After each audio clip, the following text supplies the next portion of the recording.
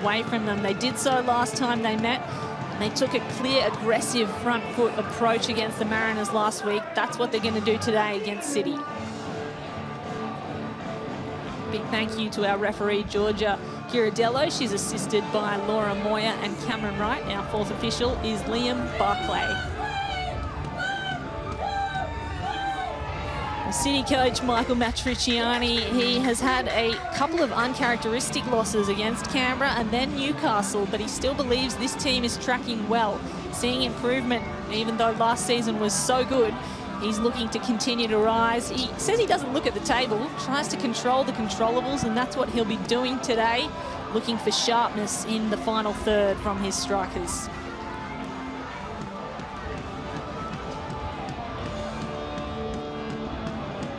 So it's Kane Allman here alongside Alicia Ferguson to call this one. Welcome in, Ish. Exciting matchup today. Yeah, great to see Perth on home soil again and try and continue with that really positive form they've had here at the Sam Kerr Football Centre.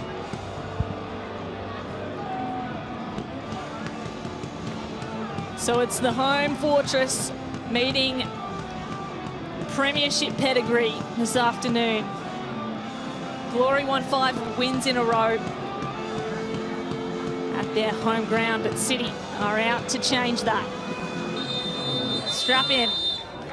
We are underway at the Sam Kerr Football Centre as City, the ladder leaders in the Ninja A-League, take on Perth Glory, who are on the rise. Second half of the season has been good to them, and this venue has been great. They have not lost a game, not dropped a single point here. They've lost one at home. That was at HBF Park in November.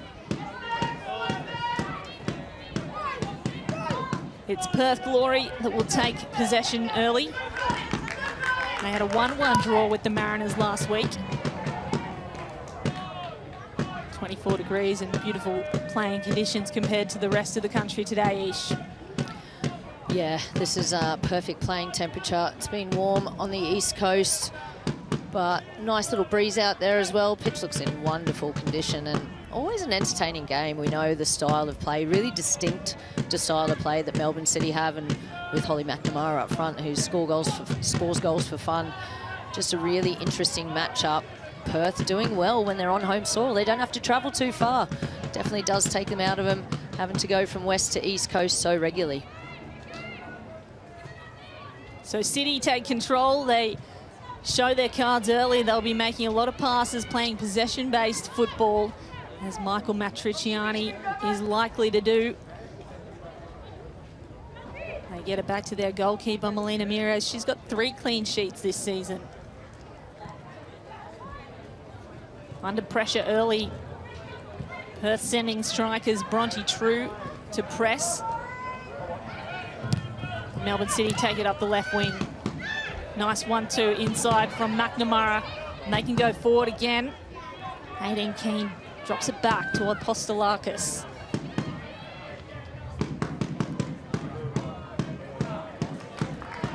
So a nice bit of build-up play from Melbourne City. Worked well through the midfield, has earned the first corner. Yeah, it's a lovely switching the point of attack from this left-hand side where there was that little 1-2 out to that right-hand side. We see Melbourne City always trying to switch that point of attack. Apostolakis has had a really good season on that right-hand side for Melbourne City, and there's a bit of a breeze going towards the goalkeeper. It's Turner to kick it in. It goes high. Drops on the head of a Melbourne City player. It's still in the air. Stock got a head to it. And finally, Teresa Morrissey gets her gloves to it.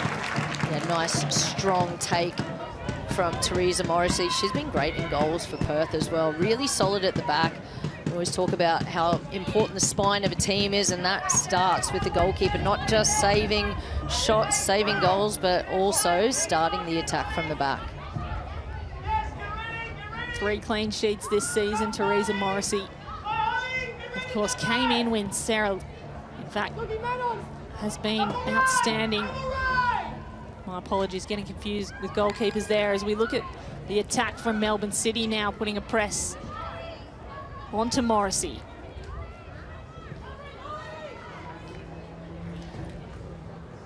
Yeah, I could hear Michael Matriciani just urging, telling Holly McNamara, get ready, Holly, get ready.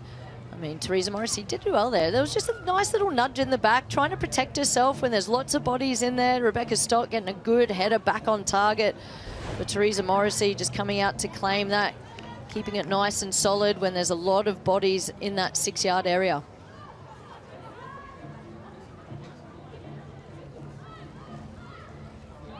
Perth have to play out from deep.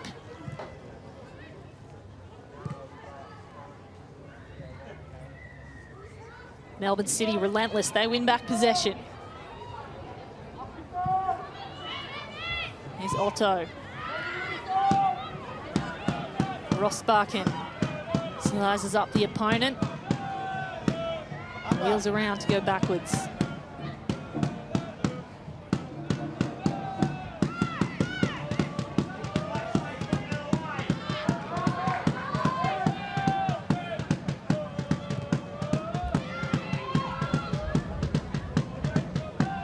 Ramirez involved.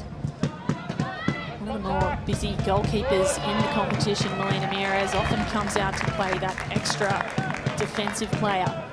Yeah, as we say, goalkeeper is the first point of attack for any team, and what Melbourne City like to do, they like to entice the opposition to come further up the pitch. And with Melina Ramirez's ability to just ping those balls into those wide channels, it gives them another option. Like they enjoy playing out from the back, but also have a bit more of a direct style.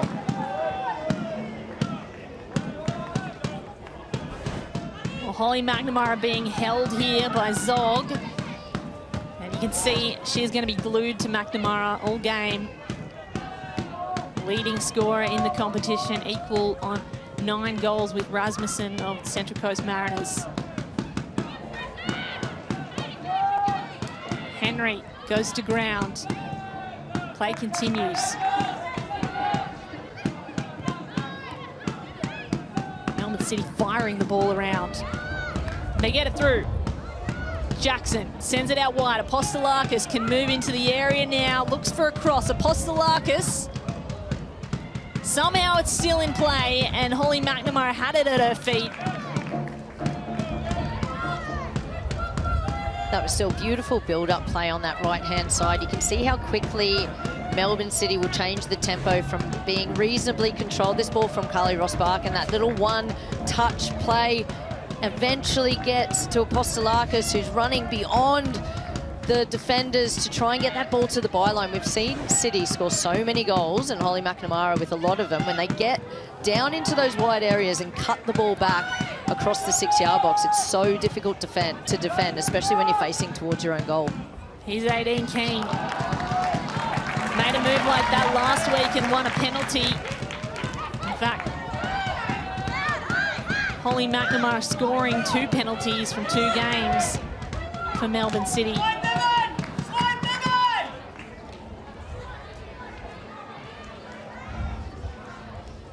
Here's McKenna for Glory. She's got wheels, she'll use them. Grace Johnson finds Fonson-Cam on the left. Fonson-Cam, lovely footwork, gets around one. She's taken to ground. She's got such wonderful technical ability, Susan Fonson-Cam. Lovely with the ball at her feet. You can see her just like jinking, keeping that ball away from Apostolakis. Apostolakis wants to have a bite. Susan Fonson-Cam wants her to have a bite in there so she can just shift that ball away from her. And this is in a really tidy position for Perth Glory early in this match. We've seen how good her delivery is as well. So the question is she going to have a shot at goal? This is good. This is good range for her. Start aiming for that far post, that far corner, and then you've got all these Perth Glory players on the edge of the 18-yard box with those diagonal runs to get in front of Mirez. She's scored twice in 2 games, all of them bangers. One against the Wanderers, a direct free kick from just outside the area. Very similar to this position.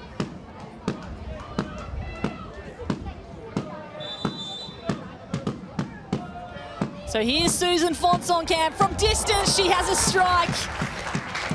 Wow, you knew that was coming. Mirez gets her hands to it. Yeah, exactly what we thought Fonson-Cam would do. Mirez up to the task. Didn't quite get enough on it to trouble Mirez. counter-attack was nearly on there for Melbourne City. They give possession away, though, to the defensive line of Perth.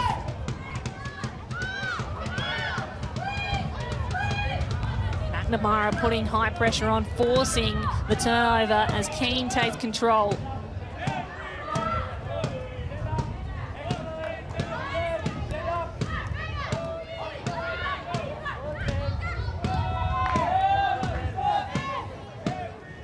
Here's Stott.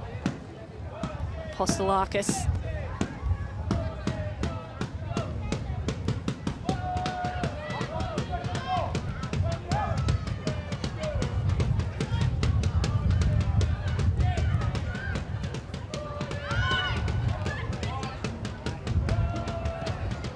So City just with an edge over the possession as they try to attack on the right side. Riley Henry can't keep it in. Let's take another look. Yeah, Susan Fong's on cam, trying to get up and over. Mia Mirez was ready for it, obviously done her homework on the quality and delivery and execution of Susan Fong's on cam.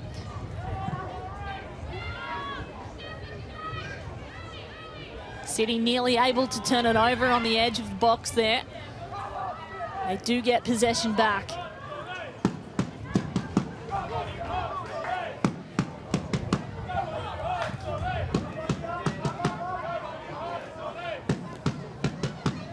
Otto inviting True to come at Mirez.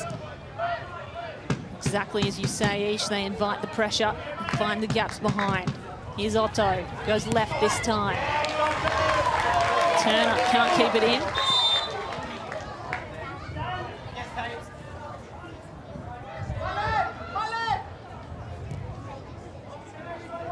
So there's a look at the passing accuracy of both teams. Really high quality game so far, Ish.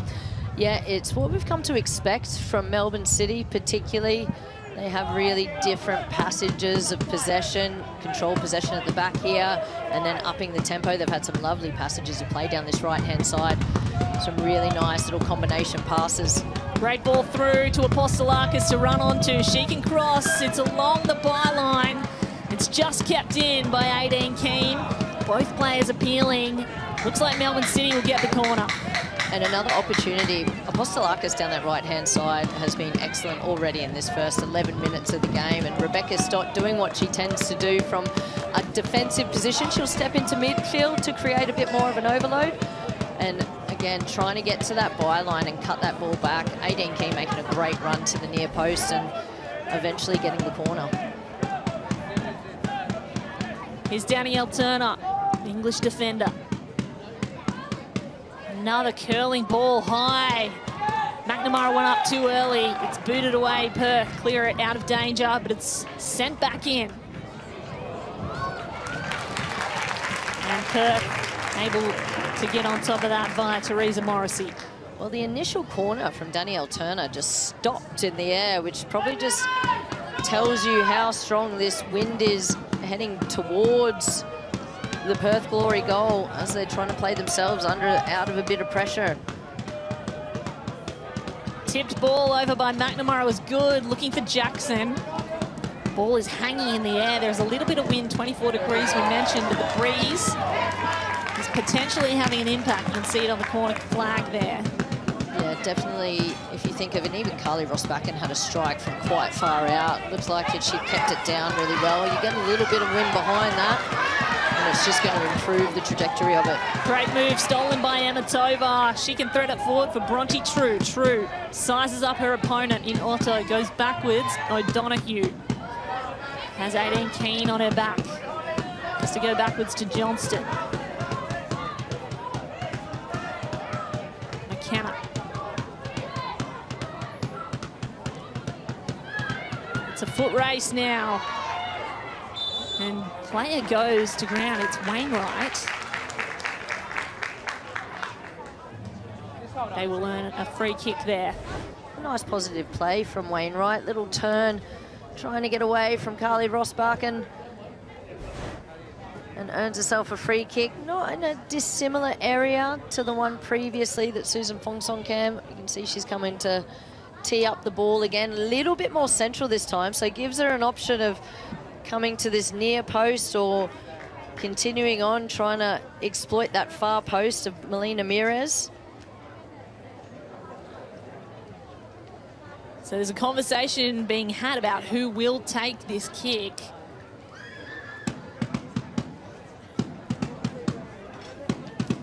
Looks like the teams are going to take an unofficial drinks break before the free is taken. I think it may have been, just didn't catch, yeah, Tia McKenna just getting a little bit of treatment by the physio. Just put a bit of a stop in play, going down the tunnel as well, so we might see an early change for Perth Glory. That'll be a big loss. Tia McKenna, such a wonderful player, defensive player for this Perth Glory team. So McKenna will be replaced by Misha Anderson. We will keep you updated about the status of McKenna. That's a big loss for Perth Glory so early in this match.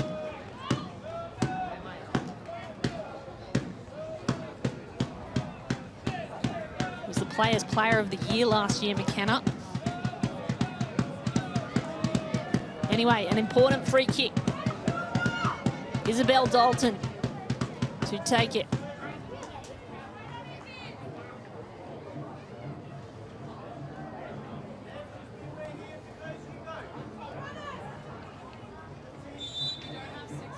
So Dalton looking into the sun, threads it, and it's too long, just carried to the right side.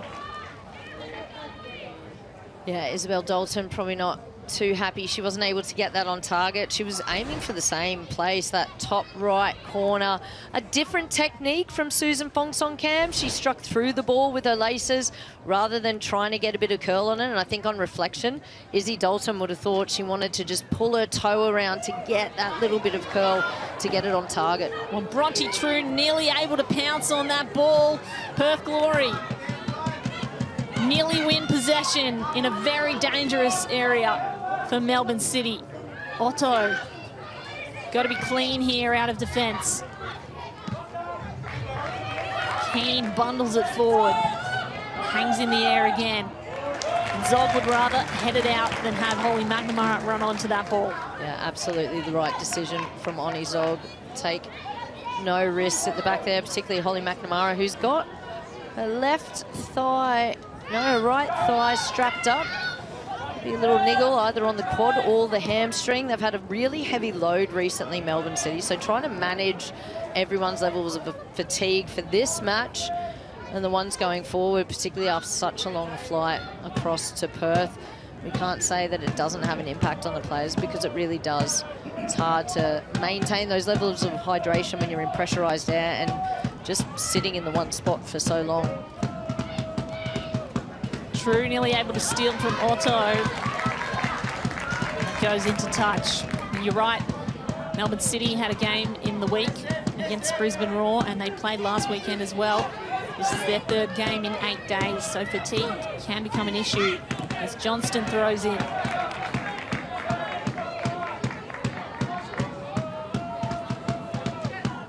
O'Donoghue unable to wrangle it. Melbourne City will do the same on return.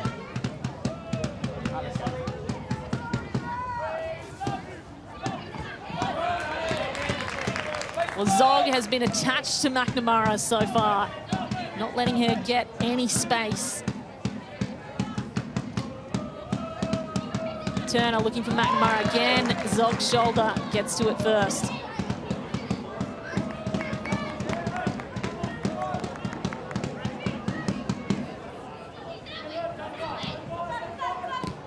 They try another target. This time it's pushed out of the area by the defence, and then Johnston goes to ground.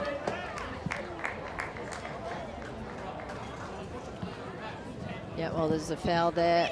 It's a nice little break of the pressure for Perth Glory. Little nudge in the back by 18 Keane. The referee was right on the spot. Georgia Giaratello. Maybe Johnston just asking whether there was a little bit more to it, a bit more intent, could have potentially brought a yellow card. Here's Misha Anderson. Came on for Tian McKenna, who is still being checked out.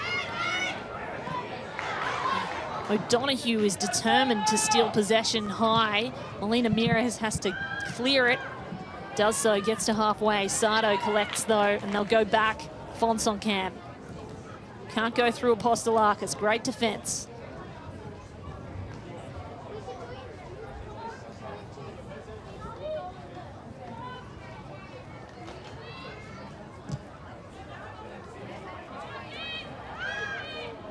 So Mires putting something forward for Henry to run onto. Now the pressure at the other side. Ball forward for Holly McNamara to chip in. Holly McNamara! She takes the lead in the Golden Boot race, and Melbourne City take flight. Well, that goal started from way back deep in the Melbourne City half. They went out to the right-hand side, trying to play a long, searching ball. Mires, Perth Glory weren't able to clear their lines. It was really Danielle Turner just helping the ball on, which is always dangerous when you've got Holly McNamara just sitting on your shoulder. Misha Anderson, who's just had to come on, replacing Tian McKenna, and just wasn't able to keep sight of Holly McNamara, and she's definitely never going to make a mistake from that far out. And another goal notched up to Holly Mac. She's had very few touches all game. She only needs one touch though, Holly McNamara. Gets herself in the right place at the right time. Such a weapon. She has 10 goals. She leads the Golden Boot race as we speak. I think Stephen Peters will be disappointed with how they conceded that goal. It's just one of those little concentration, those momentary lapses that you get punished for, particularly when that player on your shoulder is Holly McNamara. And that's a harsh introduction to this match for Misha Anderson.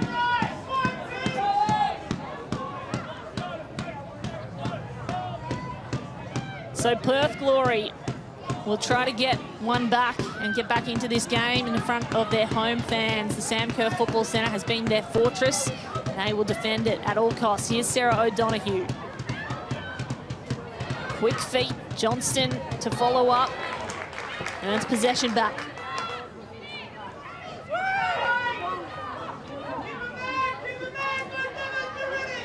Now Henry steals it.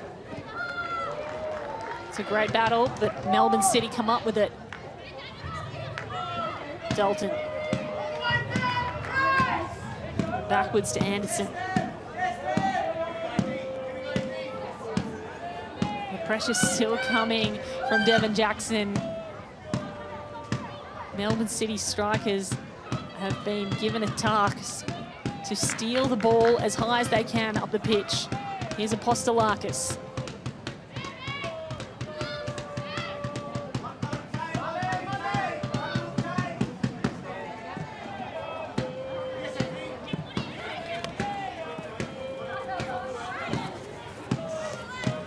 Keane being harangued by Johnston, and Johnston has been such a weapon for Perth Glory. So powerful in defence and often turns defence into offence, into attack. Yeah, she's been all over the pitch, Johnston, for this first 20 minutes of the game. And a big ask now from Perth. Melbourne City are in a winning position when they score first. They've won all their games. And that's purely by experience and being able to control the possession and the tempo of the game. So this is going to have to be a big shift from Perth. They're going to have to try and come up with some solutions to how Melbourne City defend, how they can break up their play, how they can break out of Melbourne City's high press. True trying to work around Turner. Otto gets it back. Physical game. Plenty of fans involved in the refereeing of that, but it will be Melbourne City that get the free kick. Yeah, not too much in that, but Izzy Dalton just getting a hold of Devon Jackson, not wanting to turn out. Little bear hug from behind by Izzy Dalton, just trying to break up that momentum of play.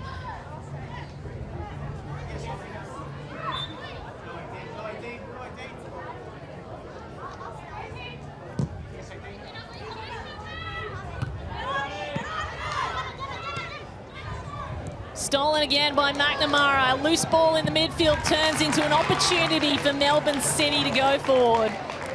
She will pounce on anything. Yeah, she was just reading the play. She was just waiting for Izzy Dalton to play that ball back. She was lurking in between the lines. Izzy Dalton didn't have enough weight on that pass to get back to Oni Zog. Almost had another chance as McNamara had a defender wrapped around her. He's Fonsong Cam. Perth still trying to respond.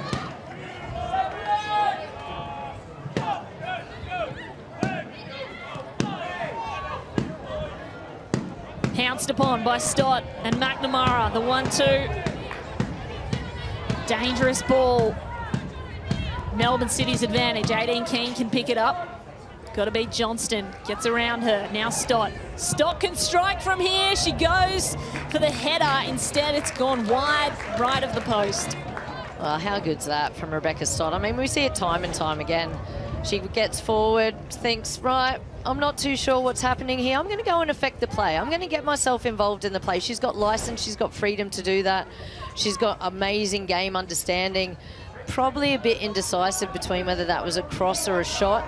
But Briley Henry, following that in on the far post, nearly got something on it to make for a dangerous chance.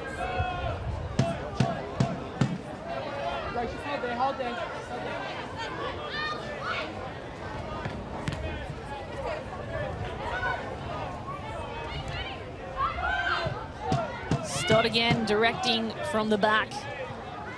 Sets up Apostolakis.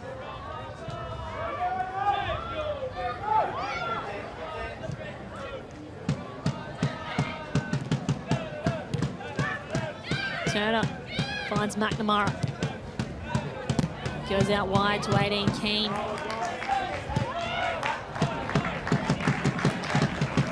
This is where Perth are going to have to be careful. They're trying to almost do a press, but it's a bit of a half press. I think they need to close the distance up from their defensive line to their attacking line. Danielle Turner just inverts a little bit further into the pitch, and they just get played around to break out of the first line of that Perth Glory press. Keane chases down a loose ball. Zog is still hanging on McNamara. Here's McNamara against Johnston. Johnston nutmegs Otto, gives it away.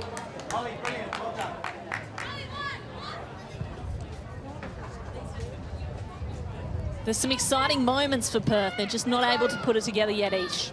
Well, I think the conceding that goal definitely took a little bit of the momentum out, but we've just seen it's Melbourne City when they get on the roll. They're definitely enticing Perth on. I think Perth probably need to get a little bit closer together when they are pressing Melbourne City, because there's a few gaps where they're playing little 1-2s around the corner and being able to break out of the press and then transition pretty quickly up the pitch.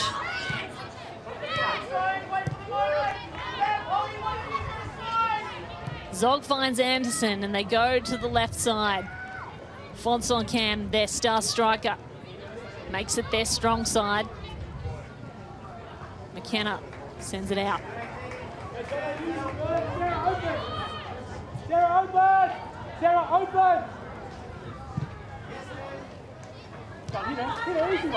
There's a look at the possession in each third, mostly played through the central channel, and slightly more on the left than on the right.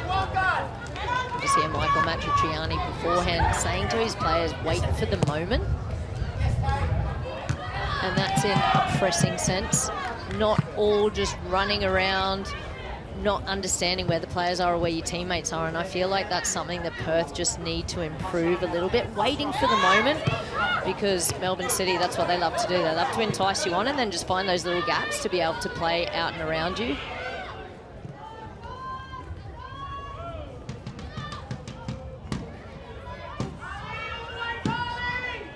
Well, City with the monster of final third entries, 19 to Perth's 8. And Fonsong Cam goes flying to the dismay of her fans. There's a yellow card shown. Fonsong Cam will have a free kick right near where she had it before as Apostolakis got a right elbow out. Yeah, she just, Alexia Apostolakis, just had a little look over her right shoulder, tried to make it a little less obvious, but Fong Song Kam just snuck around her, and that's when she had to like pull out the little elbow and shoulder to bring her down. But again, a good area here, just on the corner of the 18-yard box. Similar thing again, I think you're definitely aiming for that far post region. There's plenty of players in there who can run across the line of the goalkeeper, just trying to attack it. But I think that Susan Fong Song Kam, this is shooting distance for her. Free kick in a dangerous area with Susan Fong Song Kam, one of the team's leading strikers, to take it. Drops it in a dangerous area. It's cleared. She gets back possession though. Susan Fong Song Kam can go again. Lightning quick on the feet. And they will win a corner here, much to the dismay of Melbourne City. Yeah, I definitely thought it was a goal kick. Maybe there's been a decision overturned. Just a little, as we see, she loves running with the ball at her feet. It was good defending from City, and yeah, that decision has been reversed. And from that free kick, she actually did go to that near post rather than trying to hit the far post again. But plenty of bodies in there for Melbourne City to clear the danger.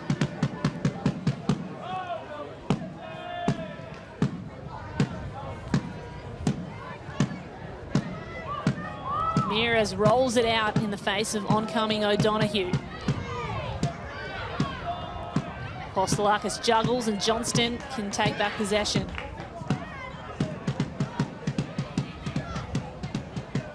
Tovar, she's been excellent in recent weeks.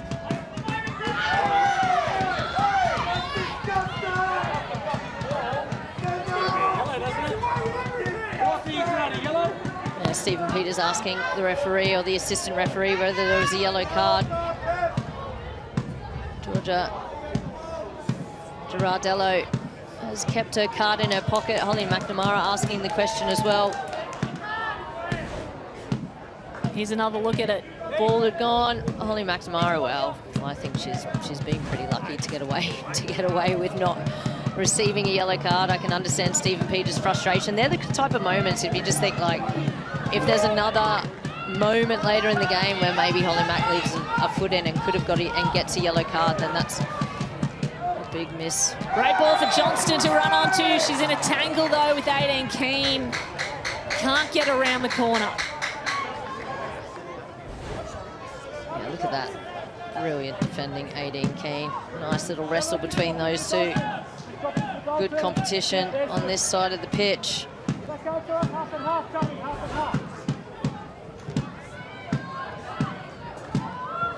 Again, Melbourne City have to be really clinical out of the back. Mures chips it over the top. Neatly done. Speaking of neat, here comes Holly McNamara, their scorer. Looks to go forward immediately, does so. Henry can't run onto it. That's a missed opportunity. Yeah, just a loose pass from Letitia McKenna. Again, we always see, you were saying, Kate, that clinical play out from the back. Danielle Turner playing it into Holly McNamara, switching the point attack, trying to find where those gaps are, where the space is on the opposite side. Postelakis volleys it, loses her footing. And a free kick awarded.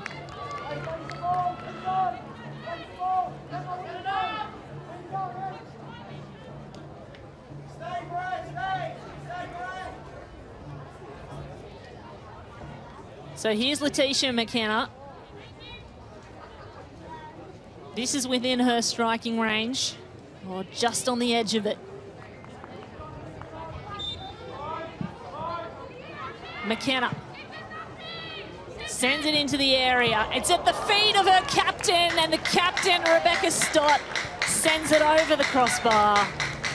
Well, what a huge opportunity for Rebecca Stott. Letitia McKenna with the wind at her back. It was a good ball in, just into the little space there. Misha Anderson just stopped it, didn't quite clear it properly. And Stotty just kind of static, standing, leaning back a little bit, wasn't able to put her foot all the way through the ball and keep her head and shoulders over it to get it on target. So Melbourne City, a chance to go 2-0 up. Just the one goal so far, 5 shots though. Number of opportunities compared to Perth Glory's just one.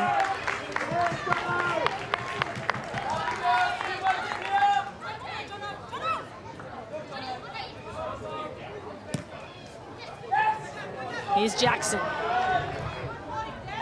Donahue wants to pounce. True. And True. A foul awarded as Turner hits the free kick. Yeah, again, it's those little triangles that they play. Just little bounce in behind, one touch into Danielle Turner, an incredibly experienced player. Made a lot of her career at Everton over in the Women's Super League.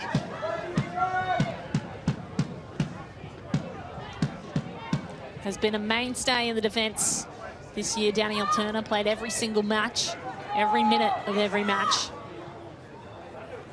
They go up the right through Apostolakis. Turns around and goes back to Stott. Toying with Fonts on cam. Now Henry. Through ball. Jackson connects, and Jackson sends one wide. A collision with the goalkeeper with 18 Keane, but Jackson almost takes the net. Well, looked like a little deflection as well. It was, again, lovely combination play down that right-hand side. Some nice patient play. 18 Keane running into Teresa Morrissey. And I thought it was going to actually dip and maybe just sneak in at that far post, but there really is some beautiful combination play down that right-hand side. It's Melbourne City's third corner of the match. It's going to be taken by Alexia Apostolakis.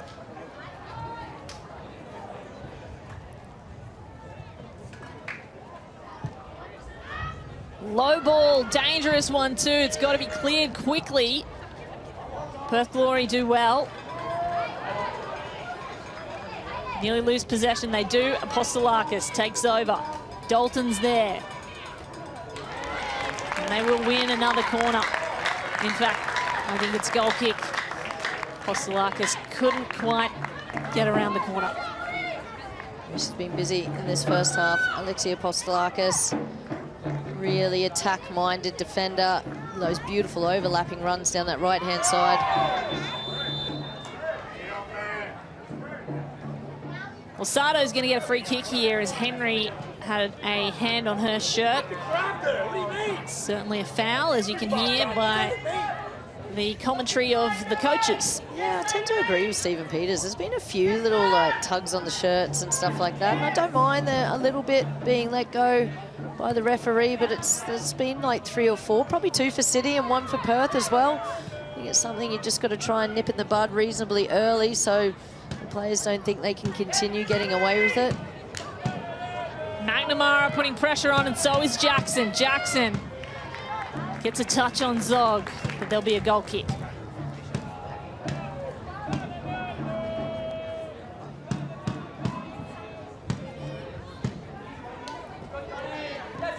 Johnston. Touch forward to Tovar. Now Zog goes to the air.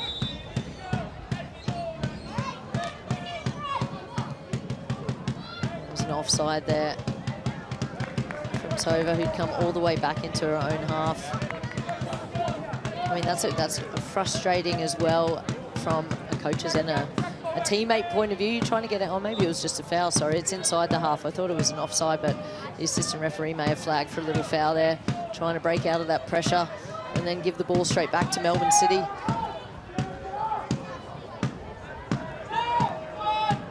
Stott under pressure from O'Donoghue, and True chasing down Mires. Has to deliver it deep to Melbourne City, and there's the footwork of Holly McNamara. Chips it over to Briley Henry, who can't match her. The ball control Holly McNamara has, unrivaled. Yeah, Holly Mac, we usually see her, and she's incredible with when she's facing goal. Definitely a part of her game that has improved over this season, I believe, is actually her back-to-goal play, where she's actually securing possession and then keeping possession. But is that another foul by Alexia Apostolakis on Susan Fongsongkham? I mean, I think that's a yellow card as well. I definitely think that is a yellow card. I think Alexia Apostolakis has gotten away with one then. No wonder Stephen Peters is incredibly frustrated, because I think that was a big let-off. Perth an opportunity to attack off the back of a foul. Johnston and O'Donoghue. O'Donoghue poorly handled.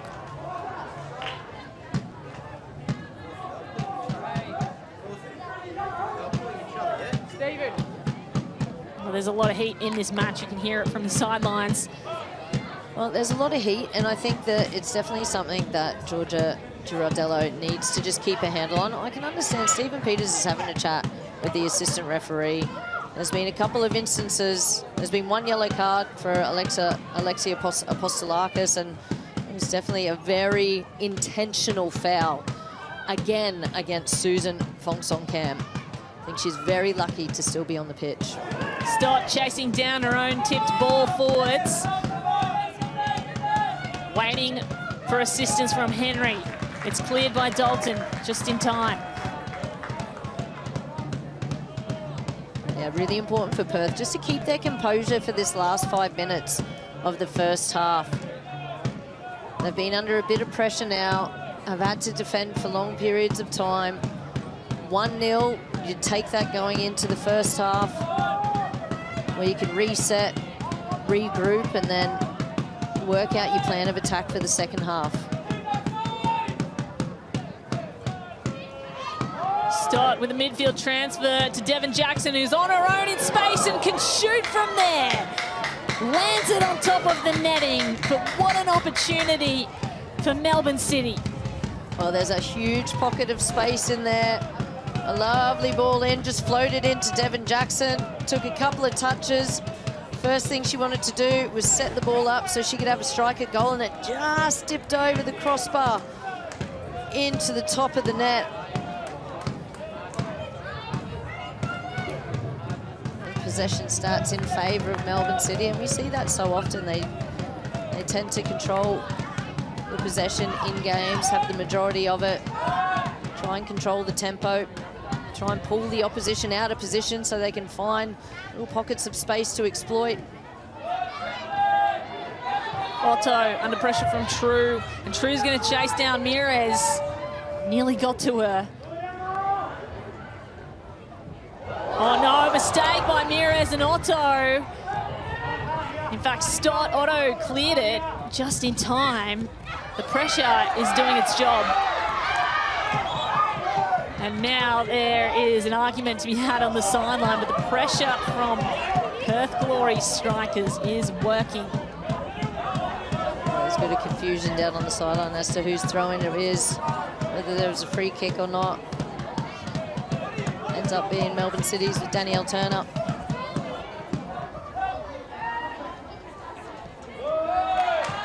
Keane can't get through two players. Johnston able to clear. I mean, even there, I think Johnson was pretty lucky. She kind of had her arms around Aideen Keane as well, trying not to let her turn. Pulled her back onto the grass. Definitely a few niggles happening out there in this game. Apostolakis loses her footing in the challenge. Here's Tovar. Gets through two, finds Fongsong-Kam. This is the player they need to go. Forwards, here's O'Donoghue. Touch back for Johnston. Lovely piece of build-up play. Johnston. Now they get set, Perth Glory. Fongsong-Kam has reinforcements. And Wainwright can chase it. Can't get to it. That's great defending by Carly Rossbakken, just following O'Donoghue the whole way down.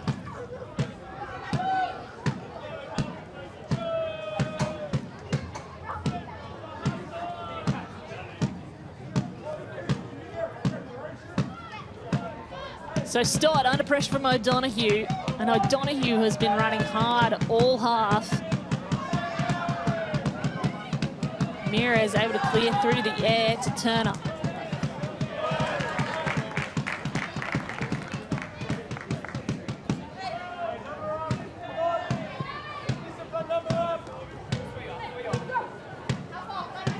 Here's Turner. Still looking for Holly McNamara to run onto it. Keane in a tangle with Zog. Perth win possession.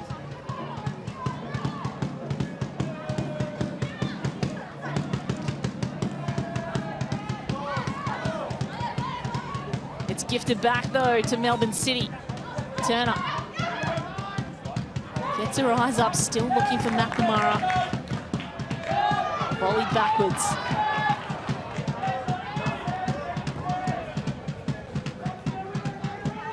O'Donoghue is running a one-out race at the moment, trying to get that pressure on the goalkeeper.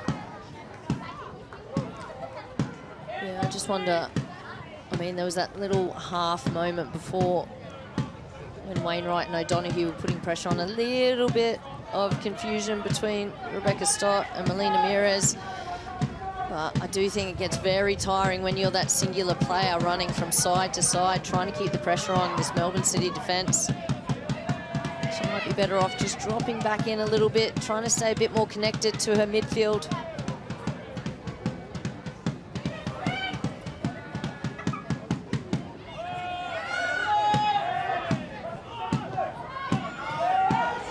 Oh, Apostolakis goes down. Tovar rolls over the top of her.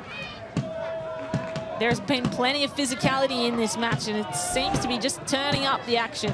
Yeah, and Apostolakis, how far over to this side of the field as she's playing right back for Melbourne City. She's come in, trying to find the ball, trying to make things happen. 2 minutes of extra time.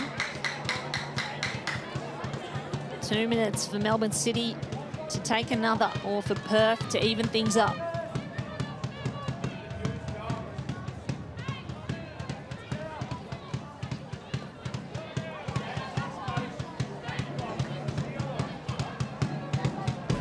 Very good position on this right-hand side. Letitia McKenna just trying to get that ball into the central area.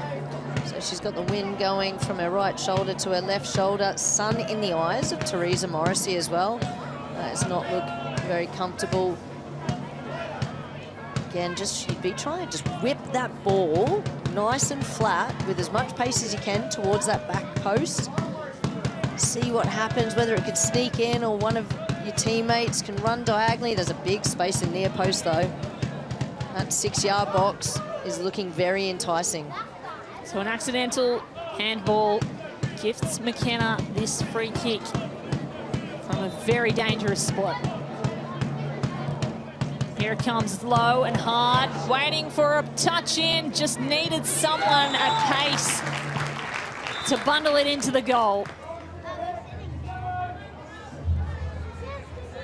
And there is a player down. They are going to take a look at Tovar, who was caught in the melee. She does get up of her own power, which is good to see.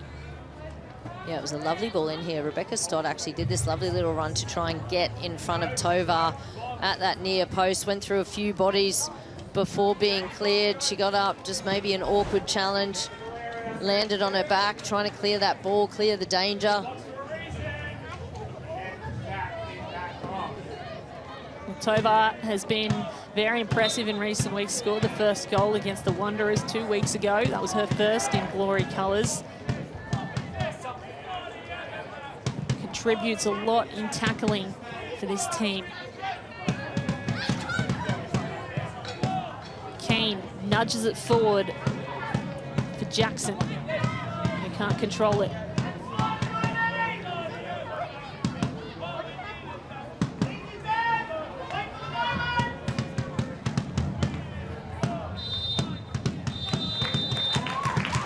So Perth Glory unable to mount a response to the single goal this game has held. Melbourne City's star striker Holly McNamara leading the game, leading the Golden Boot race, and leading the charge to send her team clear on top of the table.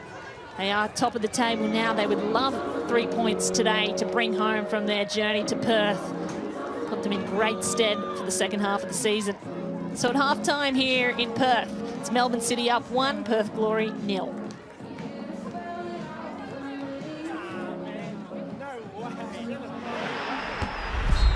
Let's take a look at the best moments from the match. It's been a really fascinating game. Plenty of opportunities for both sides. Yeah, great effort from Susan Fong-Song-Kam. We know her quality from the dead ball pieces.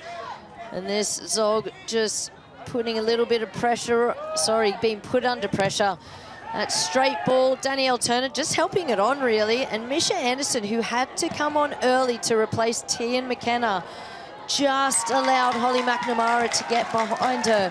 Lost sight of her, and Holly McNamara volleyed it into the back of the net for a 1-0 lead. One of her first touches of the match, but that's all she needs, Holly McNamara. She goes to the top of the Golden Boot. She's got 10 goals this season. Now, Perth, obviously, you've seen, have had a number of opportunities, not as good as the opportunities that Melbourne City have had. They could easily be 2 or 3-0 up.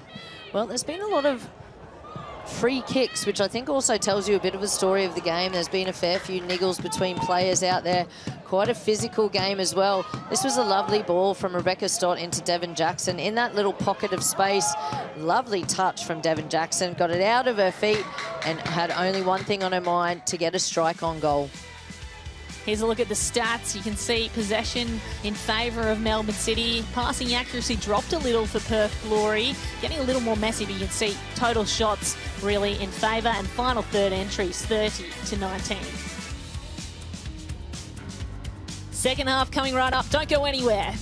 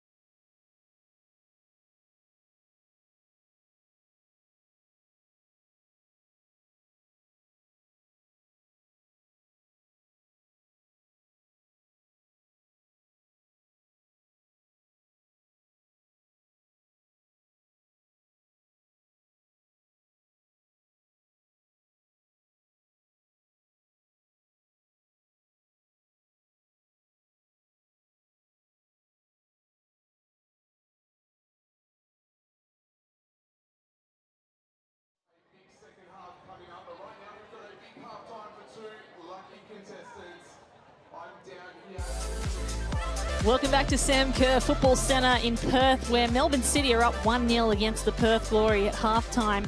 Earlier this week, we caught up with Aideen Keane of Melbourne City, reflecting on some of her favourite memories from the A-League women. My favourite A-League memory is when I scored my first goal. So I was playing for Perth Glory and I scored against Sydney FC, who were winning the league at that point. And it was in a special game that was played in Tasmania, and my mum had flown all the way out, so it was really special to have her there to see that moment for me. Getting forward, plays it to Devana. And Devanna through for 18, Keane, and Glory score! It was honestly like just such a crazy feeling for me because like scoring a goal as an attacker is something that you always want to do, and scoring it at the highest level is just like unbelievable. I think we were losing 3-0 at the point and I still like went and celebrated because it was like so amazing for me. What a moment for Aideen Keane. It's her first A-League women's goal. And in a situation where goal difference may prove crucial, that comes in a timely manner for the Glory. It's 3-1. Perth Glory, some Lisa Devanna magic here on the replay. Receives the ball in a great space, cheeky turn.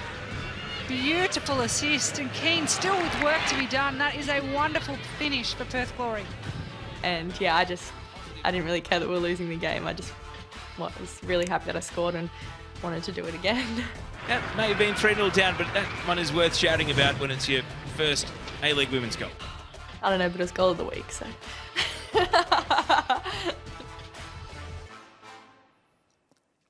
Such a fun player to watch and such a fun league to be part of, isn't it, Ish? Yep, I've been part of it myself in the inaugural year, the mighty Brisbane Roar. We lifted the trophy, but this is the league where you see future Matildas. There's under 17 Australian players, there's under 20 Australian players. We have returning Matildas who have started their career here and come back to finish their career here. It's an exciting league and it's always unpredictable. Well, this one was unpredictable too. Earlier today, the Mariners faced off against the Western Sydney Wanderers at Polytech Stadium, and this was an upset of all kinds, Ish. Yeah, it had been a long time coming for Western Sydney Wanderers. They hadn't won in, I think it was like a first win in 11 months. Holly Caspers had a brilliant game though. She scored 2 goals.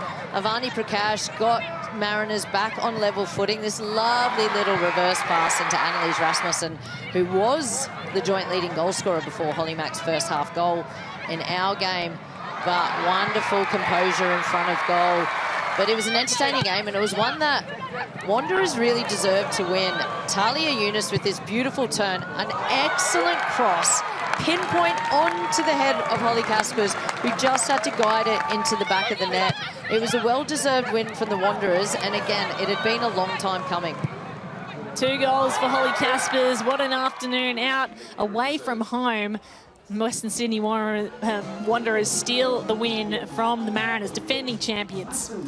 Now, the second half is just around the corner here in Perth. Melbourne City are up 1-0 against Glory, but don't forget, international football is back. It is just around the corner. The Asian Cup is coming.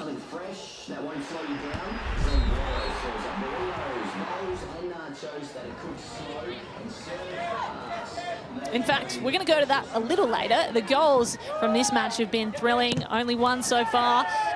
Holly McNamara doing what she does best and getting on the scoreboard early. She just caught Misha Anderson unaware, a little ball. It was ball just helped on by Danielle Turner from that left-hand side. And you just can't take your eyes off Holly McNamara. She's a clinical goal scorer for a reason. And it's a 1-0, well-deserved 1-0 lead at the break.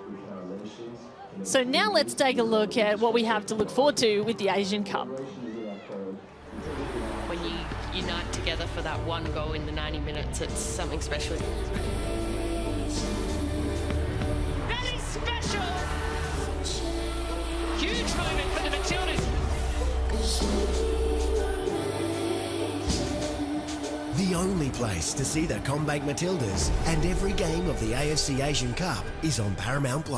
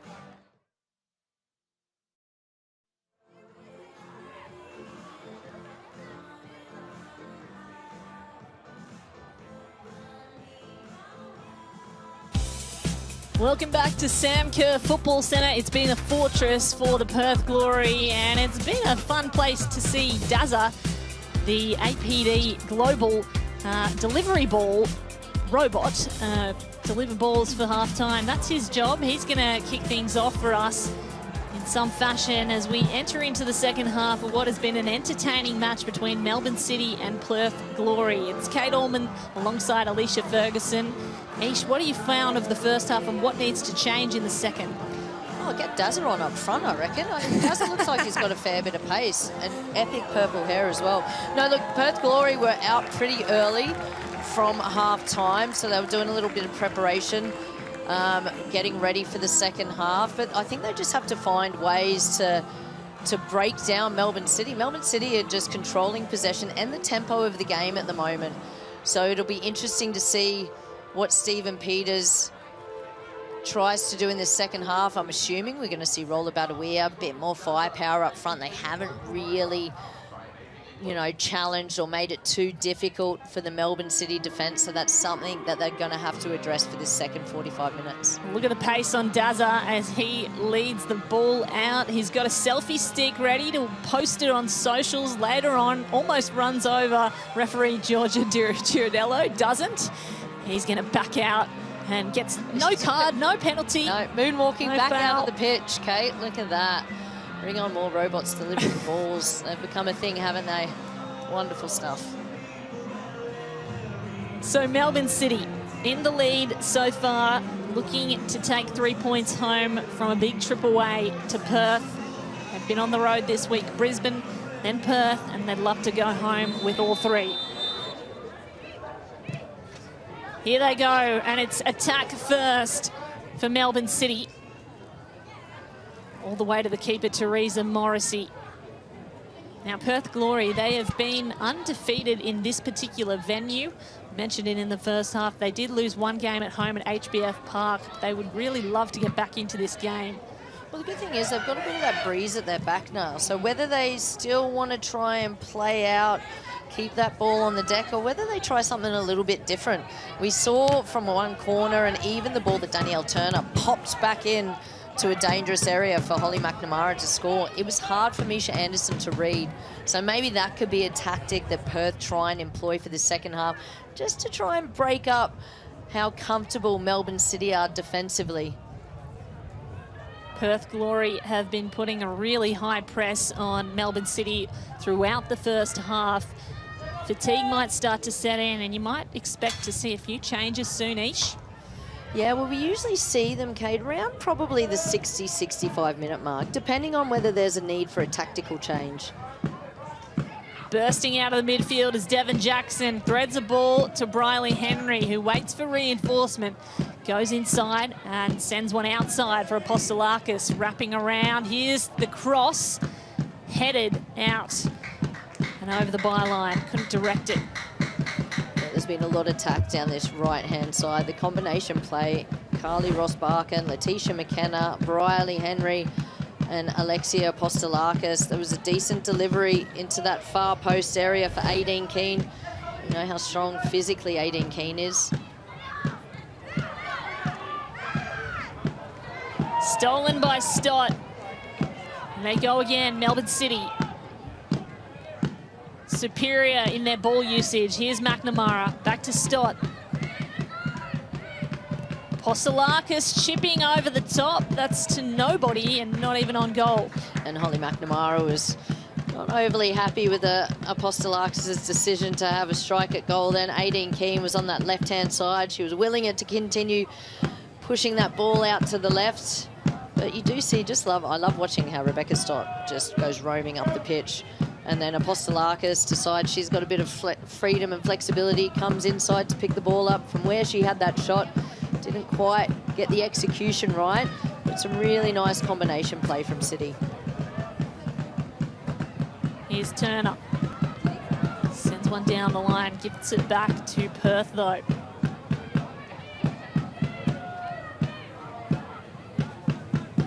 Little bit of elbows in this race between Johnston and Keane. Keane turns around, tries to go back inside. Melbourne City will have the throw in.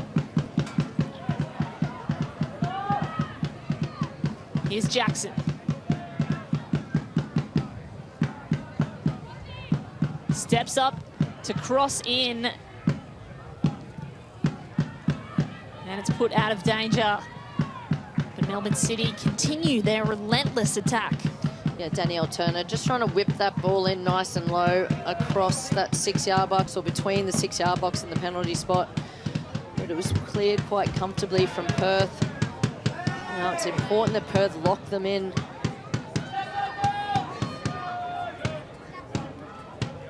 Stott managing to keep it in. Brings Melina Mires all the way to the corner and might have even drifted out. Yeah, I think that ball snuck out a little bit further up the pitch. Still a Melbourne City throw. Difficult night for these players looking into the shadow, straight at the sun as it falls and sets over Perth. Here's Otto.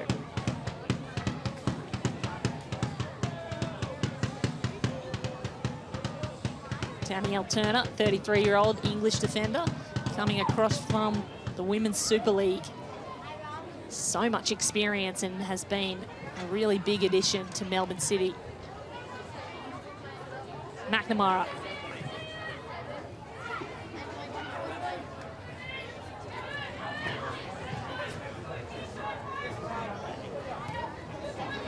Tovar, nice ball out wide to Sardo. Now Fonson can go inside and it just drifts out as well.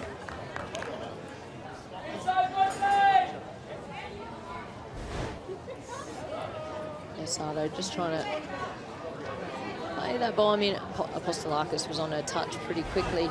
We know that Fonson Cam's got great skill to be able to shift that ball from left to right foot. Just wasn't able to keep it in that situation. McNamara holding space well, tried to kick it on to herself. Johnston came up with it. Now Dalton.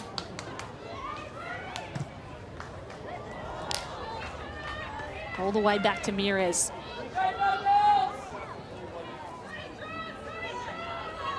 And still O'Donoghue is lurking very high in Mires' space. Melbourne City have to clear it to the other side of the pitch. Yeah, she's doing a lot of running, O'Donoghue. It's just hasn't had a lot of joy up there. Has been very isolated with her pressing, is trying to put the City defenders under pressure, but when you are that isolated, it just makes it so much easier for them to just bounce little 1-2s, little triangles around you to break out of that pressure. I feel like if she just dropped back a little bit more, stayed a bit connected to her midfielders, she might have a little bit more joy where they could actually try and press in 1 or 2s and 3s rather than just individually. Fonson Cam. Nice touch. Finds O'Donoghue. She finds Sardo.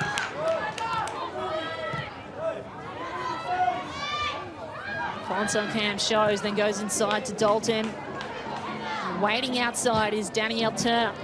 In fact, Emma Tovar, my apologies. As Wainwright goes to ground, she seems okay. Play continues. There was a bit of a hopeful ball from Tovar, just trying to get it to the far post. Only Wainwright there. Something Perth haven't had a shot on goal since the 9th minute of the match. And that's got to be a bit of a concern when you start thinking, okay, we don't have the bulk of possession. How are we going to affect this Melbourne City play and tactics when they look quite comfortable in possession?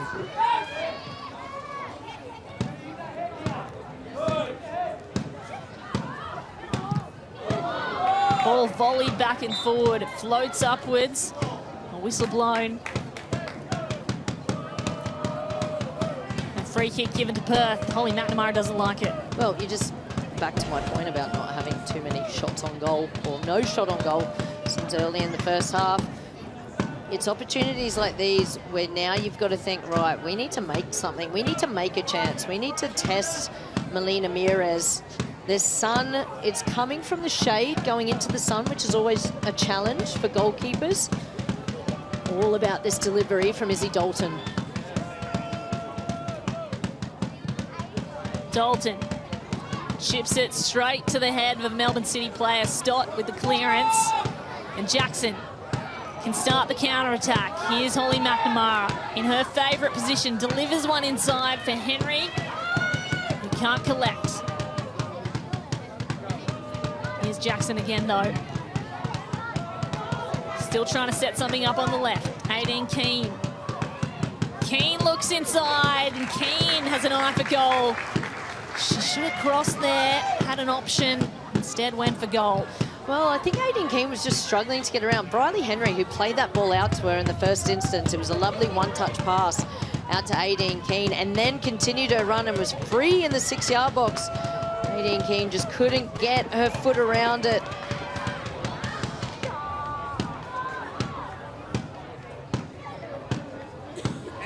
Stott weaving run through defenders.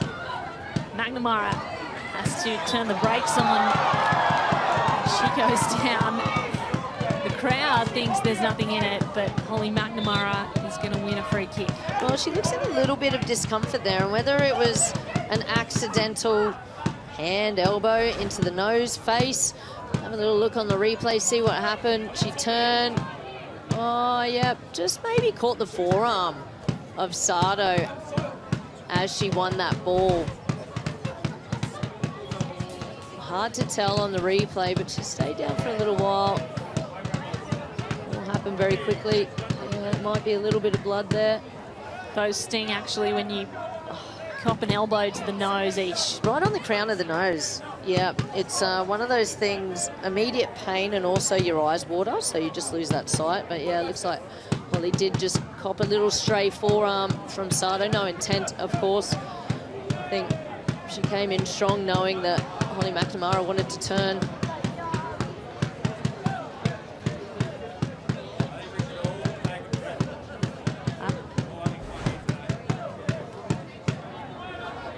It was a good, strong challenge from Sardo, and yeah, I think she just caught her with that right forearm. Doesn't look like Holly Mac's got any claret coming out, which is good. Have a little check of the schnoz.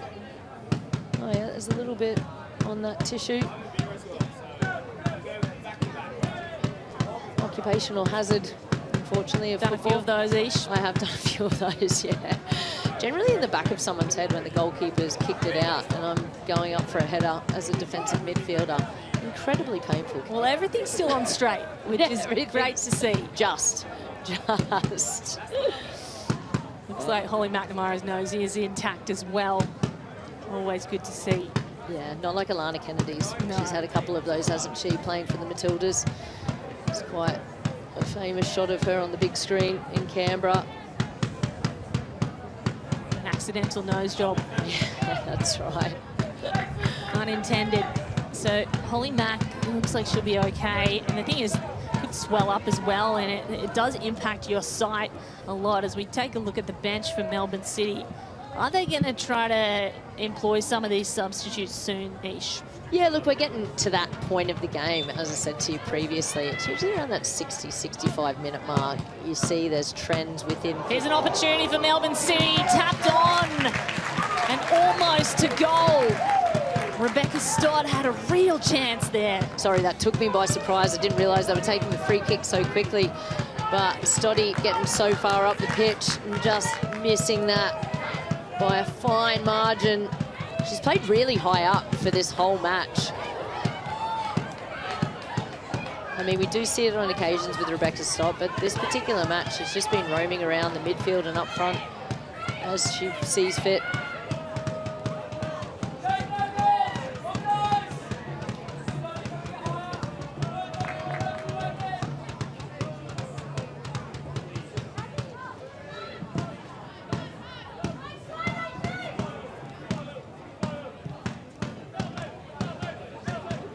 There is Rebecca Stott, their captain. Played her 150th game. The last time that these two teams faced each other, that was in December. She's played every minute of every match this season. Still such a legend in this team. And there, Fonson Cam is fouled.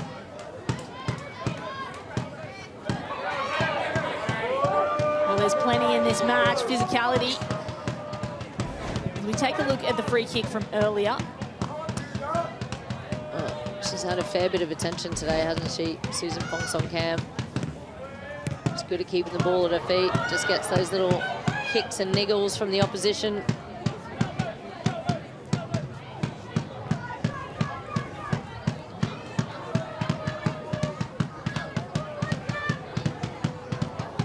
Dalton can't get the power on that she wanted there, and Zog has to clean up. Does well.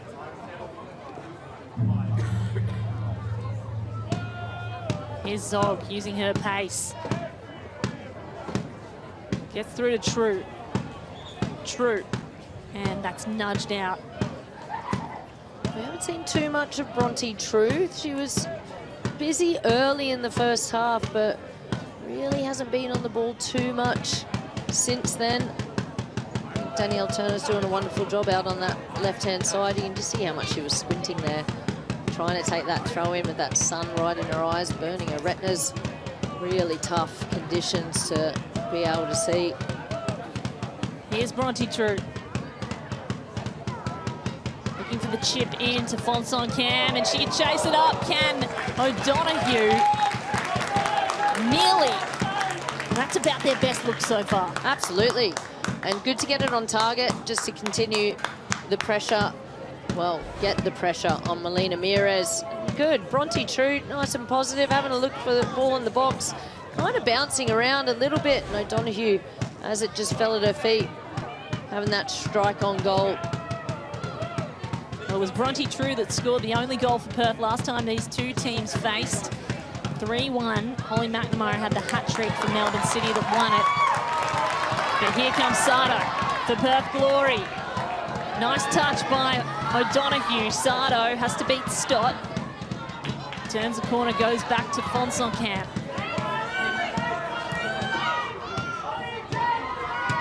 Now Dalton, they'll go all the way back to Zog. Johnston took a look at the area, instead threaded it out wide to True, and True can win a corner. Well, good to see True getting herself a little bit more involved down that right-hand side in an attacking sense now. Talk about not having too many opportunities, shots on goal for Perth Glory. Let's see what they can make of this corner. They've got the wind in there to their advantage. Plenty of bodies in there. Delivery needs to be good from Tova, needs to beat that first defender, anyone near the near post. So it's Emma Tova. Swing this in, wind to her advantage. It does swing in, and it's landed on top of the netting, but you can see Ish, if she'd had that a little lower, it would have been advantageous. Yeah, it was a decent delivery using that wind. She was going for either right in the center of the goal or for that far post as it kind of just swirls around with the wind. So it looks like they're going to bring on Badawia, Perth Glory. Bronte True will come off. And for Melbourne City, Apostolakis comes off, and Shelby McMahon, their teenage superstar, comes on. 17-year-old has 3 goals from 5 games and returns after picking up a knee injury, does Shelby McMahon. Dalton off, Badawia on. Of course, Badawia, 3 goals for Perth Glory, equal with Susan Fong-Song-Kam. They have the firepower up front now.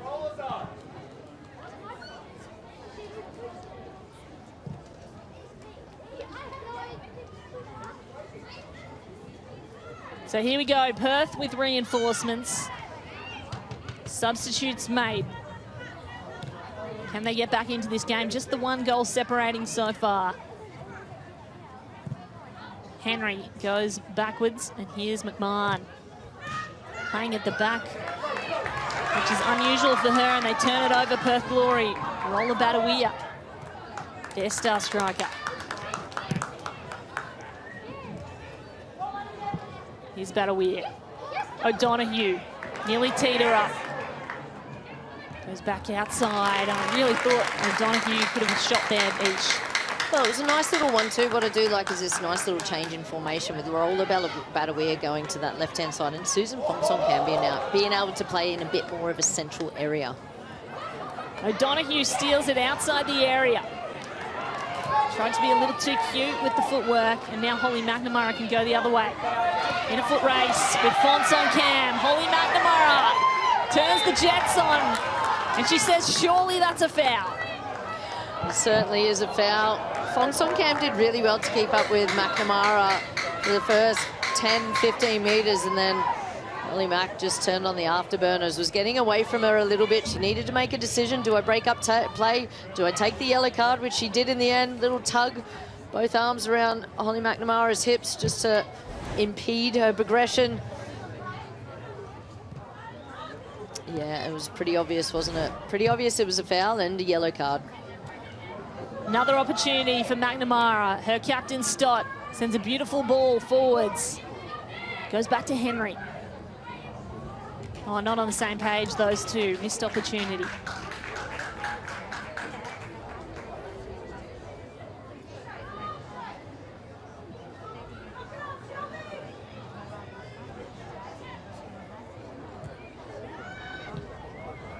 So Teresa Morrissey sets things up again for Perth.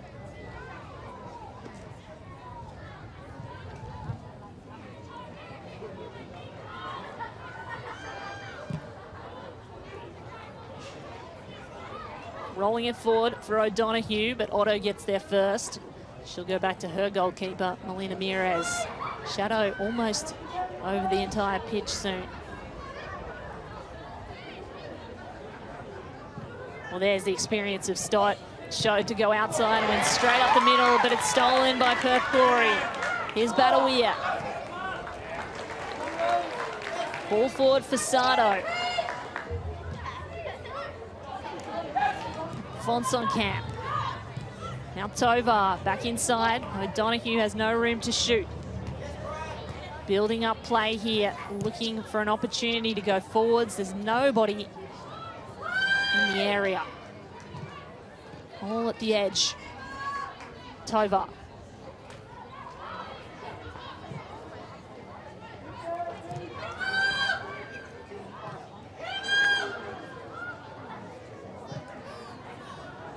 Zog with a lurking ball, and no one is there running onto it in Perth Glory colours. Just needed a bit more patience there from Oni Zog. It was a really patient passage of play. Some really good sustained possession where they haven't had a lot. It's been quite transitional. And then just at that last minute, that just final pass, just giving possession back to Melbourne City. Otto rolls it out to McMahon, who has to go across the face of her own goal with Badawea in her face. Henry, Badawea steals it.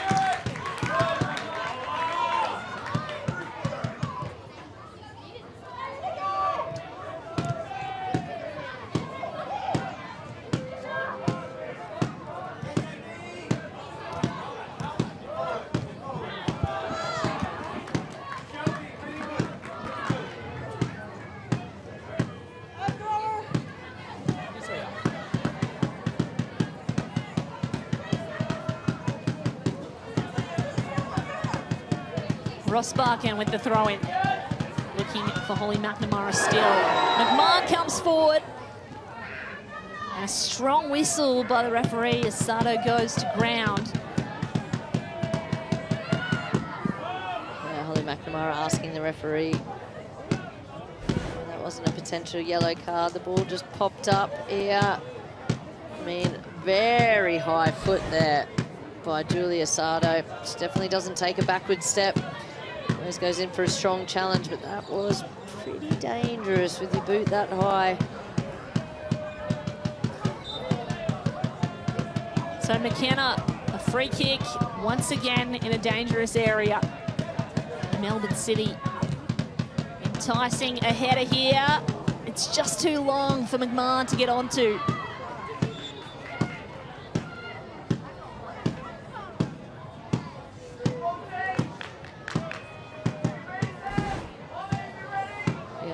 for that space, just where that 6-yard box, the corner of it. Not able to get onto the trajectory. It almost looked like it picked up paces as it kept travelling into that area. Here's Johnston. What can she set up for Perth Glory? Such a stalwart in their defence and offence. They go again. And that goes too long to keep control of it.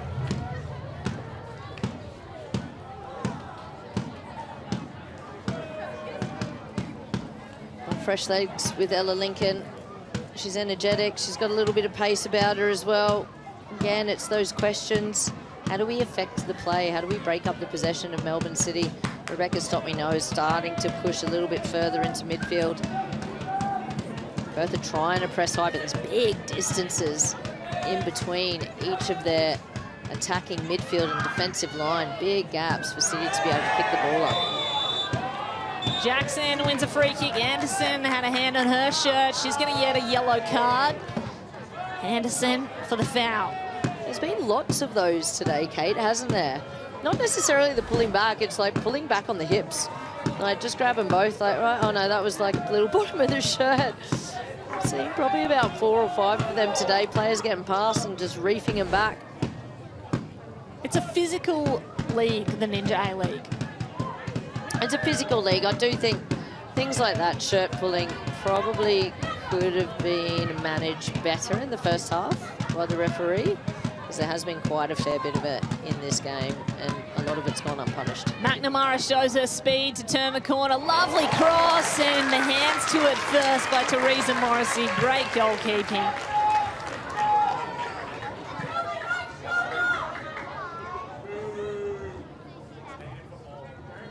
Ball finds its way all the way to the other side of the park with the other goalkeeper, Melina Mieres.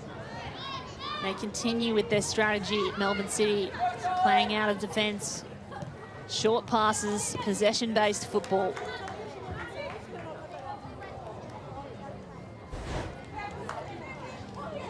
Holly McNamara again, just using her speed to get away from Misha Anderson, drilling that ball into the near post. Tell you what, that was a great near post run, but well taken by Teresa Morrissey. Been really impressed with her since she's been in the Perth Glory goal. I think she's really added some composure and actually quality goalkeeping.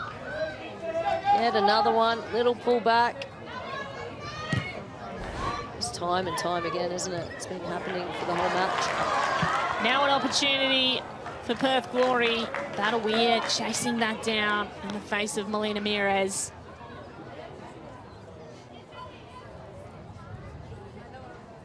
Otto struggling to see in this light, looking straight into the sun, almost stolen by oncoming Perth attackers.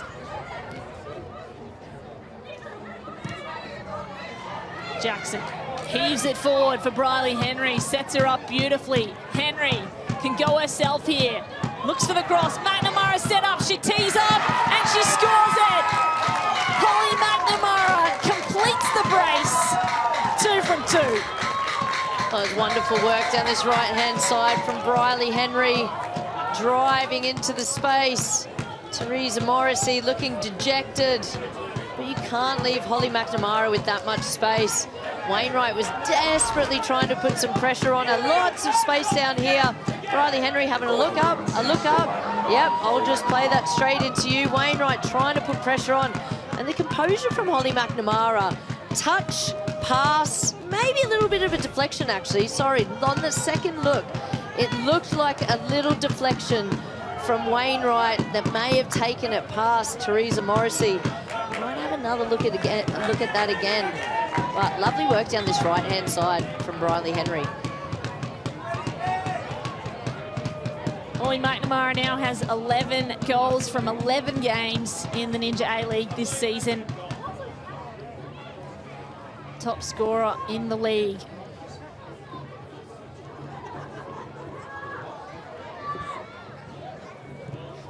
So Melbourne City take a 2-0 lead, almost unassailable.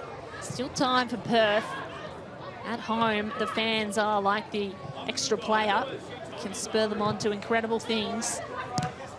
They need to start scoring though.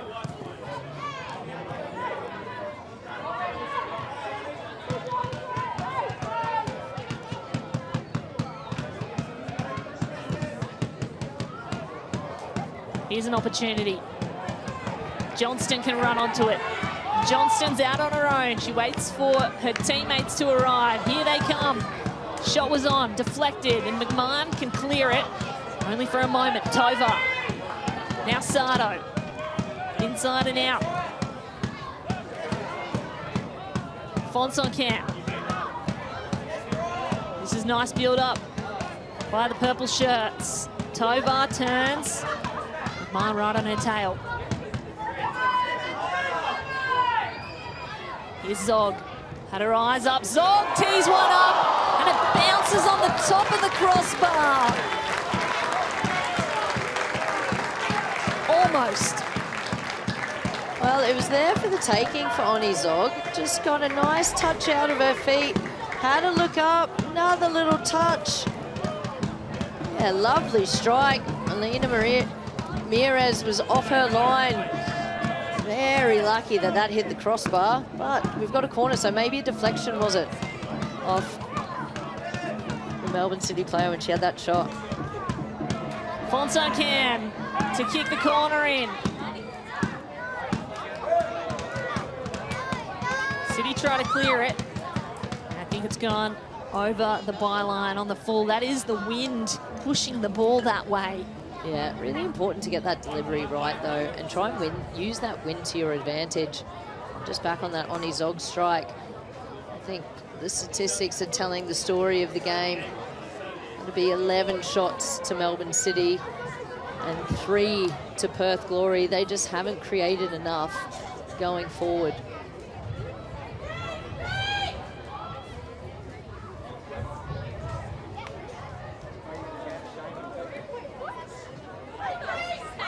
Still under pressure.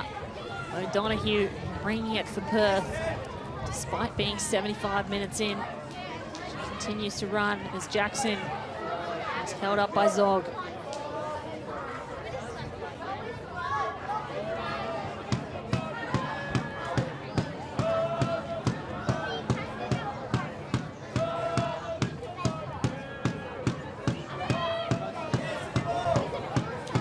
Melbourne City can hold on to this lead and win. 3 points puts them 5 points clear on top of the ladder.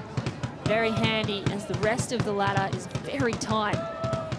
3 teams are on 18 points below them. Here's McNamara looking for a third. Can't get it on that occasion. O'Donoghue.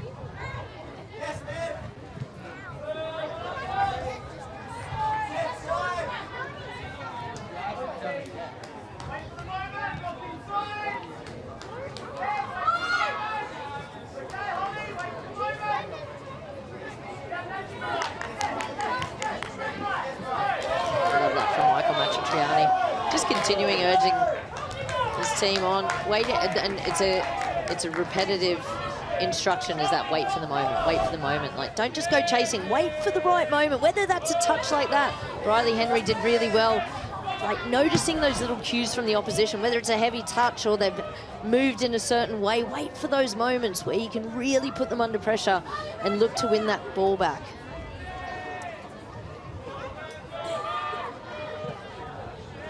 Fonson-Camp with a beautiful midfield cross to Sardo on an acre of space on her own. Tova. Here's an opportunity. Tova goes forward. Can't control it. She got herself in a good position there, Tova. Just, yeah, bit of frustration coming into this Perth Glory side.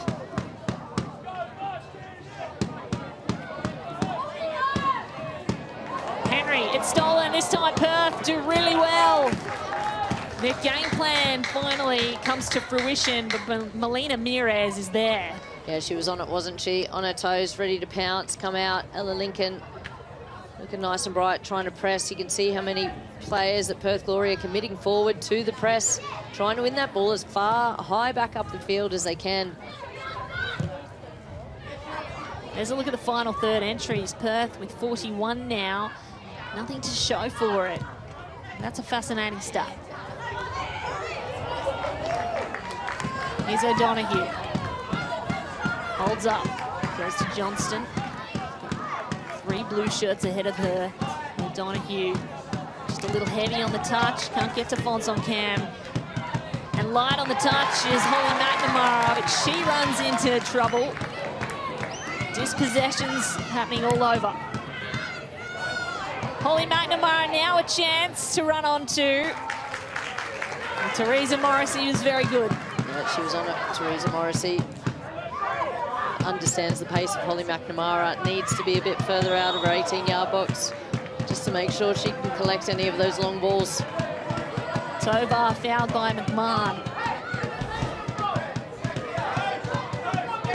In fact, it was Briley Henry committing the foul there.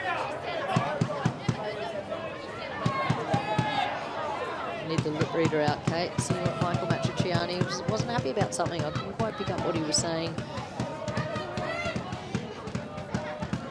Here's Sardo, O'Donoghue. They go inside for Lincoln. Lincoln can't get around Otto. Now McNamara's on the turf. Badawiya with the ball at her feet. Play continues. Badawiya with the cross from a left boot. Players go flying. McMahon gets ahead to it. It's cleared by Melbourne City. And no whistle goes, so play continues. At the back for Perth Glory.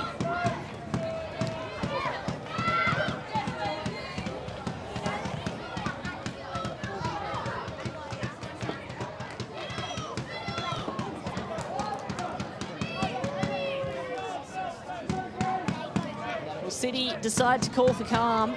They go all the way back to Mires.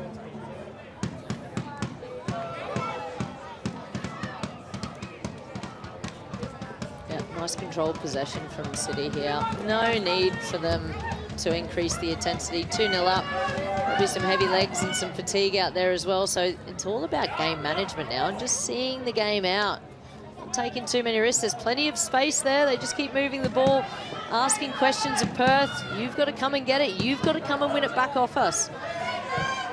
And at the moment, they look very, very comfortable in possession.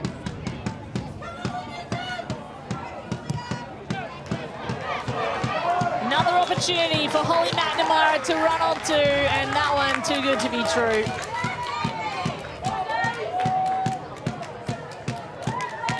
Might even be cramping after that little run.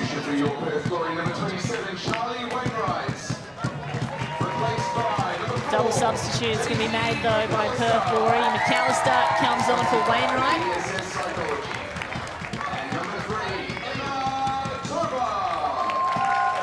Tovar comes off and Westerway comes on.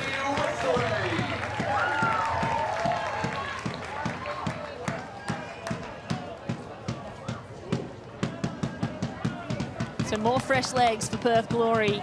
Can this spark something with 10 minutes to go? I think we'll probably see another change. Holly McNamara was down. Just had that hit on the nose. Looked like she was holding maybe her toe, maybe just a bit of fatigue, bit of cramp. Got that bandage on her thigh as well. She's definitely earned a rest if this substitution does come. But I think it's a long way back at this point of the game from where we're seeing Melbourne City just be able to control the possession. And not only the possession of the game, they're just slowing down the tempo. Slowing down the tempo, they've got good control possession. You know, basically asking the question of Perth, well, what are you going to do? Are you going to come and press us? I think there's definitely a bit of fatigue now in the Perth Glory team. I mean, Sarah O'Donoghue has been doing a ton of work up there, but a ton of work on her own. She must be feeling the effects of that by now. Ellie Wilson comes on for Taylor Otto. In fact, Holly McNamara goes off, so Wilson is on for McNamara. Substitution in the forward line. McNamara may have been dealing with some kind of niggle, as you mentioned, Ish. She went down and decided it was her time to go. Henry on the ground. Play continues. And that is sent into the stands. We can take another look at Henry.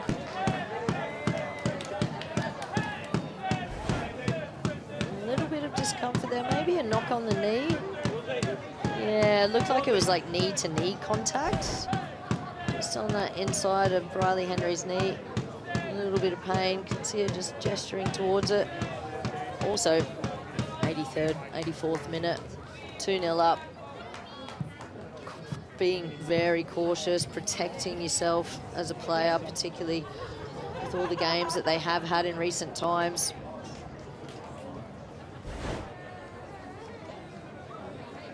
Let's have a look on this. I think it's that, yeah, that right knee. So knee to knee from McAllister into Briley Henry. There's not a lot of padding in there. You can see the physio getting a little earpiece on. Again, is it worth the risk? Still got plenty of games ahead of them. Michael Matriciani, they've done a job today. They've deserved their lead. They've deserved the win. Now it's just about game management and seeing out the rest of this match. Matriciani saw Holly McNamara go down and said, we're not taking any chances with our star striker. May make a similar decision with Henry, but they haven't won in their last 2 games, so this is a lot better for Matriciani. A big confidence boost for them away in a venue that has been very difficult to win at. Yeah, they've looked pretty comfortable today. Good to see the depth of their squad, which I think has always been a strength of Melbourne City as well. They've always had decent depth, players that can slot in to different positions. Carly Rossbacken playing in that kind of central number 6 pivot role, I think has been really good today. So as the sun sets on Sam Kerr Football Centre, the sun is setting on the chances for an undefeated season in their fortress for Perth Glory. 2 goals down, 5 minutes regulation time to go against the benchmark of the competition. Here they come again at pace, and dramatically falling to the ground is 18 Keane. That looked painful from 18 Keane. What an awkward challenge. Yellow card given. Which is a pretty tough character, 18 Keane, but both knees hitting the ground. Yeah, just taking a little minute to compose herself. She looks okay. Susan Fongsong Cam helping her up there. Good sportsmanship. So the yellow card shown to Daisy McAllister for that challenge.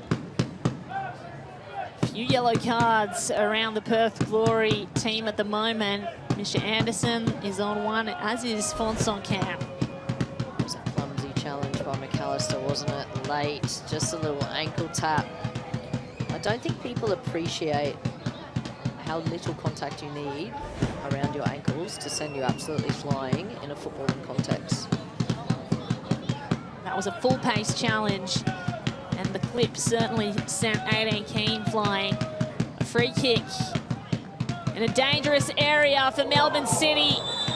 2 goals up. Well, I think Teresa Morrissey has potentially punched her teammate Julia Sardo. No, she's maybe punched her in the ear. Yeah, came out to it. No, maybe the ball hit her. I think it's a falcon is the technical term. Back of the head falcon from her own goalkeeper. Yeah. Sardo looks to be okay. Friendly fire. Perth Glory's defence.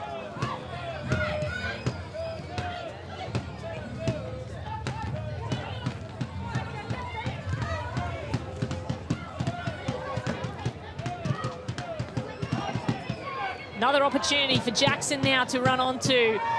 Puts a little push into the back of Misha Anderson and won't get away with that one.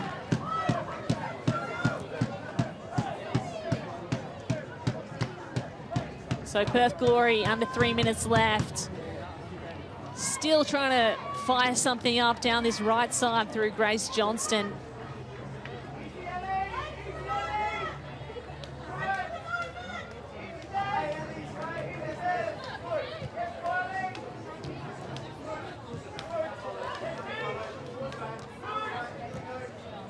Sardo and O'Donoghue collaborate, and they send it into touch.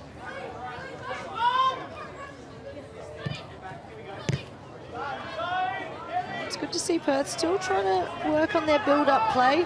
They haven't resorted to a more direct route of football yet. Still want to keep possession, build up through the thirds.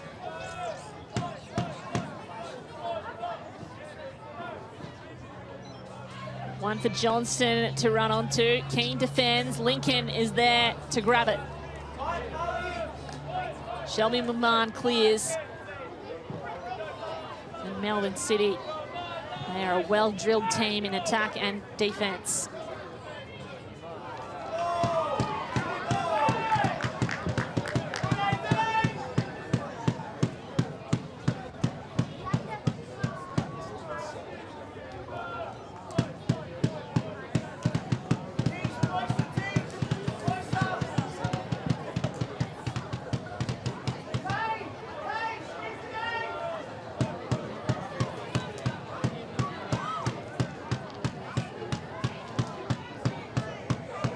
Johnston unhappy with that challenge. They will get the throw in, Perth.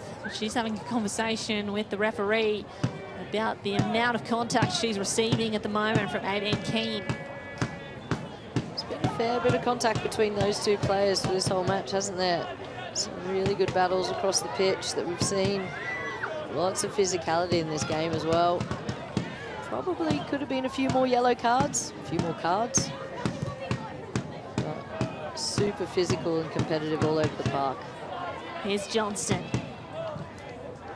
Tees one up into the penalty area.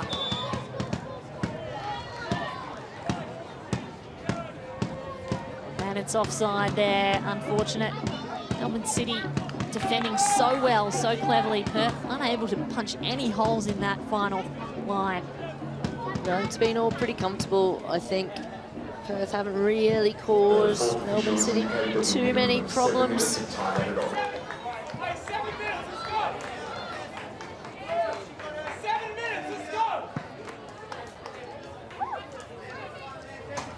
Seven minutes of stoppage time will be added to the end of this one. It's quite a lot of stoppage time. Plenty of time for both teams to make something happen. Rolla Badawir with the ball at her feet.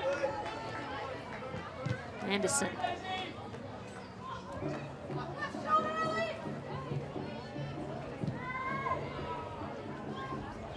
Keane gets a foot to it before Johnston can.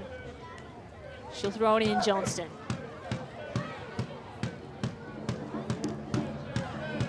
McMahon clearance. Keane, ball forward for Jackson to run onto. She's under siege from Zog.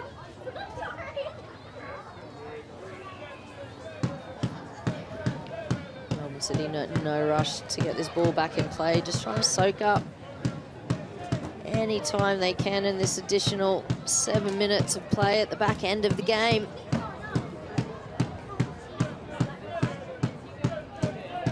Well, Michael Matriciani said this week he wanted his team to play their game, control their controllables, and look for sharpness in the final third, players to capitalise. Do you think they've done that well today, Ish?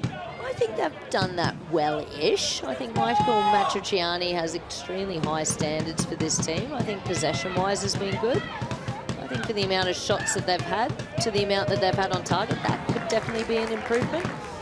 But at the end of the day, it's been a pretty heavy load and a lot of travel for them recently. So I think leaving Perth with a 2-0 win, you've got to be reasonably happy with that as a coach. O'Donoghue nearly tees up Fonson-Cam. Lincoln sends it back to her, but there's defenders in there now. Fonson-Cam can't find Badawir. An errant pass, missed opportunity. That has been the story of Perth's day today. O'Donoghue looking to goal, finds the post. Mires is there anyway. She's worked hard today, Sarah O'Donoghue, with not a lot to show for it. Wanted just to get that shot off. Just almost like, looks like didn't have enough power on it, did she? She's gone through a ton of work as that kind of isolated singular striker for Perth Glory, trying to put pressure on the defenders of Melbourne City. Collision between Westaway and Rossbach, and Melbourne City come up with it. Here's Stott. Set up a number of opportunities today. Almost had a goal herself. Jackson. And Zog. Big clearance.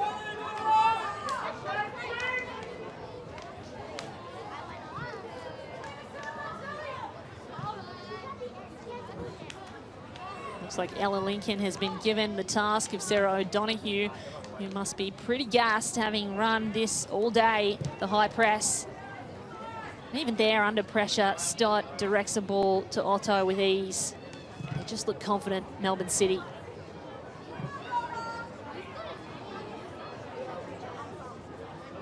It's gifted to Perth. Here comes Zog. Zog with an opportunity to cross and does force the corner.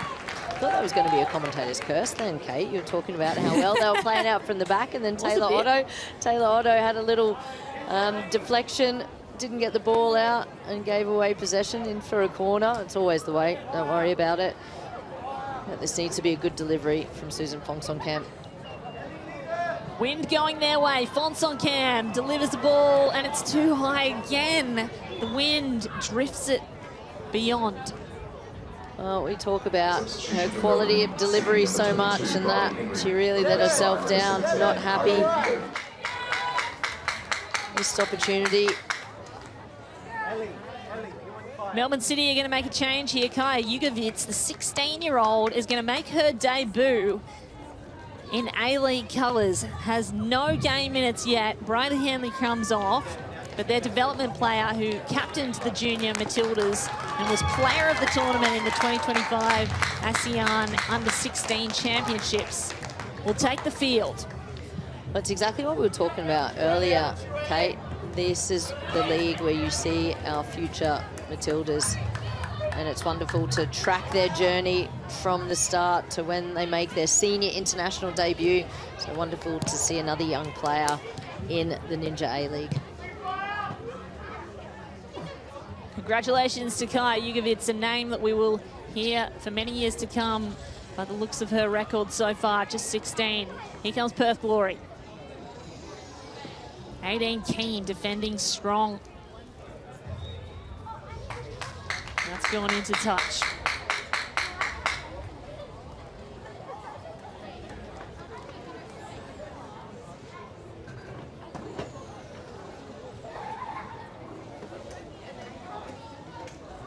Time winding down here, just under a minute of stoppage time left to go.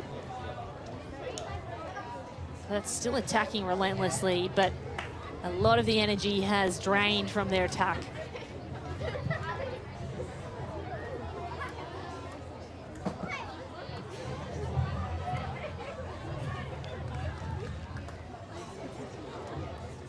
Here's Fonsonkamp. In fact, she'll leave it behind. Can they get something going in the final minute?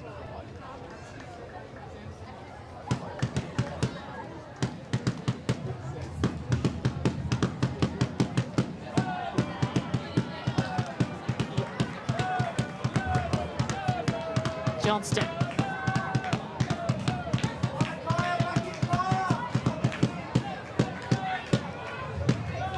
So Anderson surveys the scene. One more attack left in it for Perth Glory. Johnston down the line.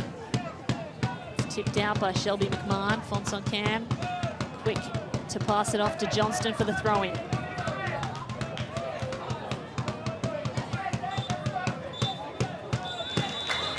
And that's full time here in Perth. The Sam Kerr Football Centre, the fortress, has been breached. Perth Glory end their string of wins at home, and Melbourne City answer the challenge. After a demanding week, travel across the country, and a growing injury list, the reigning premiers found a way to win here. They were resilient and composed and had the quality when it mattered most. 2 goals to Holly McNamara. She glows clear at the top of the league, the most goals scored. And Melbourne City go clear by 5 points at the top of the table.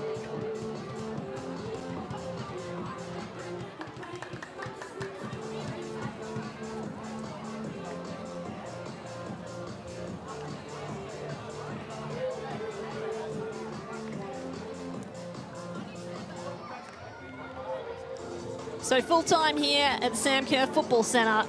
Melbourne City take the win 2 over Perth Glory 0.